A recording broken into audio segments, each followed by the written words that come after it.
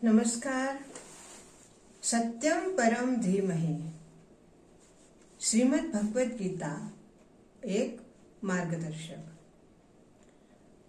भगवद गीता का प्रत्येक श्लोक हमारे लिए मार्ग दिखाता है, हमें कुछ संदेश देता है और इस बात का हमें अनुभव तब होता है जब हम गीता के प्रत्येक श्लोक का बहुत ही गहराई से अध्ययन करते हैं, उसका चिंतन करते हैं और उस चिंतन के बाद हमें अनुभव होता है कि गीता का श्लोक जो हमें संदेश देता है, उस संदेश के साथ हमें जो मार्गदर्शन मिलता है वो अति महत्वपूर्ण है। और उस मार्गदर्शन का अगर हम अपने जीवन में उपयोग करते हैं तो हमारा जीवन अत्यंत सुलभ और आनंदमय हो जाता है। भगवान श्री कृष्ण ने अर्जुन को प्रत्येक श्लोक में इस तरह से समझाया है कि किसी भी तरह तुम अपने कर्म को कर्तव्य से करो और आसक्ति रहित होकर करो, अर्थात कर्म करने के बाद उसमें किसी भी तरह की आपकी आसक्ति नहीं होनी चाहिए। जैसे हम साधारण जीवन में भी हम देखते हैं कि हम कर्म करते हैं किसी से, किसी के लिए, तो उससे हमें अपेक्षा रहती है कि वो हमें प्रतिसाद दे और उस प्रतिसाद के लिए व्यक्ति निरंतर प्रयत्नशील रहता है। तो भगवान का कहना है कि ऐसा व्यक्ति, उनकी भाषा में अगर हम कहें तो उनकी भाषा में ऐसा व्यक्ति कृपण कहलाता है। अर्जुन को उन्होंने पहले से कहा कि पहले तुम अपने कर्तव्य के अनुसार कार्य करो, उसके बाद कहा कि मैं कह रहा हूं या मुझ पे तुम्हारा भरोसा है, मुझे सारे कर्म तुम्हारे अर्पण कर दो और इस तरह से तुम अपना कार्य करो। फिर कहा आसक्ति छोड़कर कार्य करो। लेकिन अब आगे कुछ और बता रहे हैं।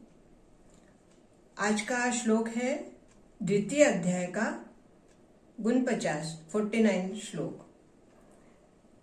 इस श्लोक में देखें क्या कहते हैं।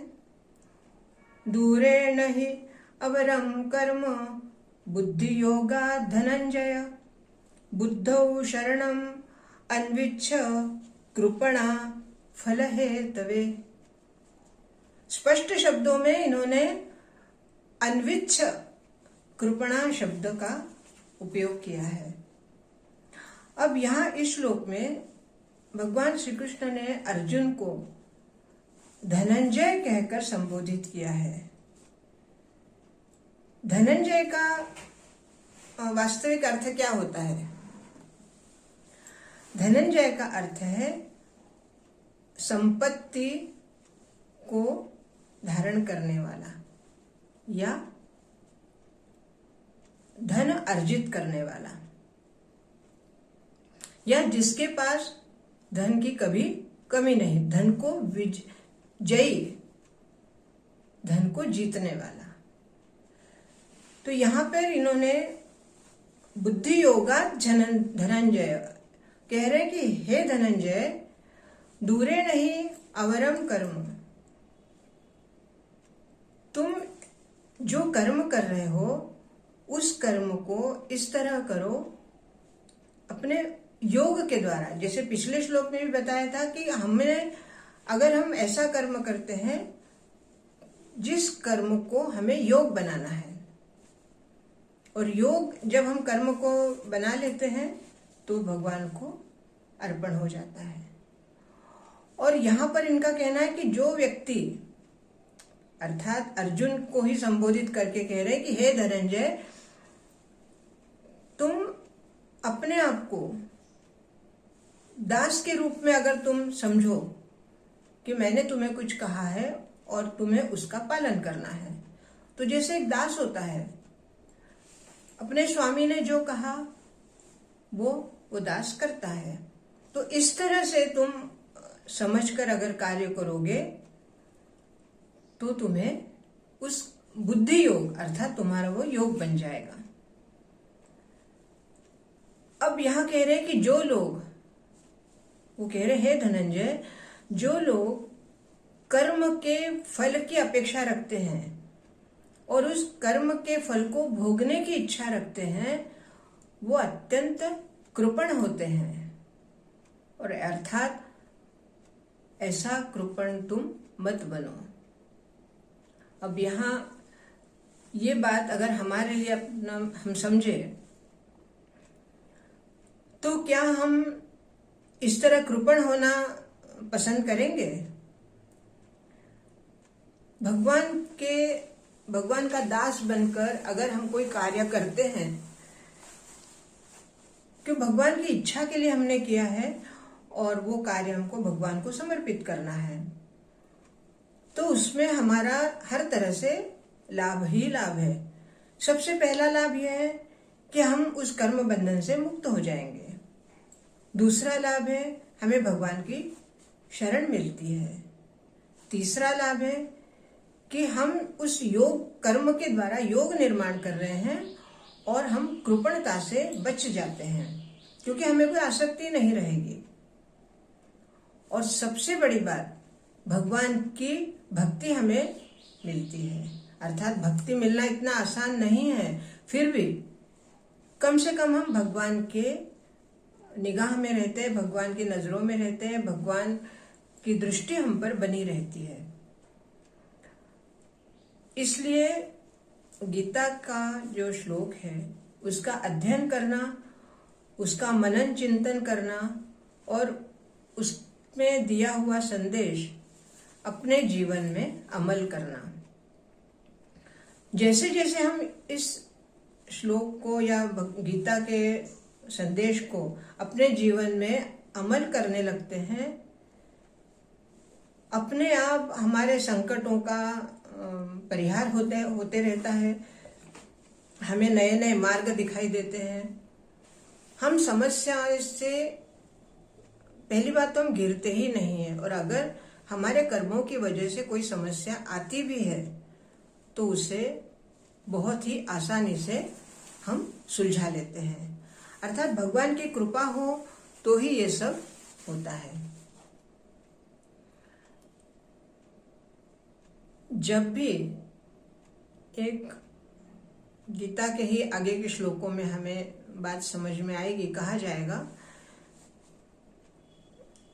कि भगवान श्री कृष्ण ने इतने स्पष्ट शब्दों में अर्जुन को हर बात समझाई है।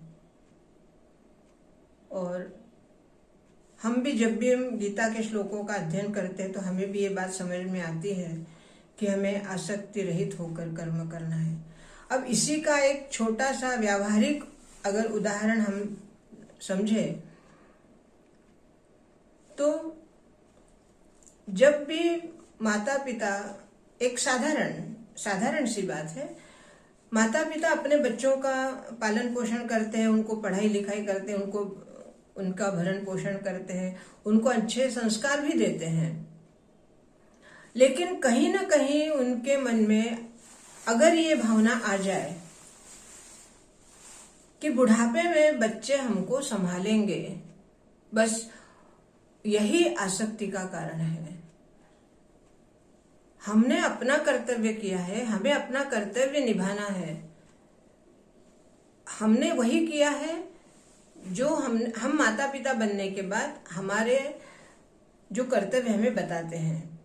लेकिन बच्चे हमें बुढ़ापे में संभालेंगे या उनके ऊपर ये बोझ डालना या उनको ये कहना या उनसे अपेक्षा रखना, ये सर्वथा गलत है। आपको याद होगा पुराने जमाने में राजा महाराजाओं का जब जमाना था, उस समय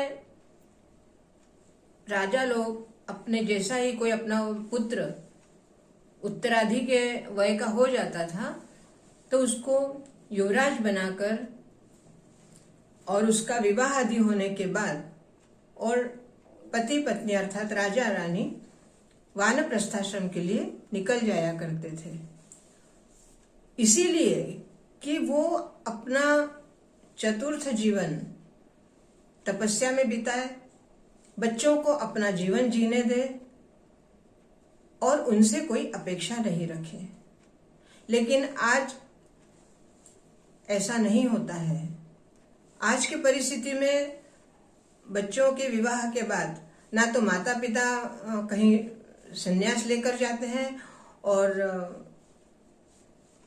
वही घर में ही रहते हैं।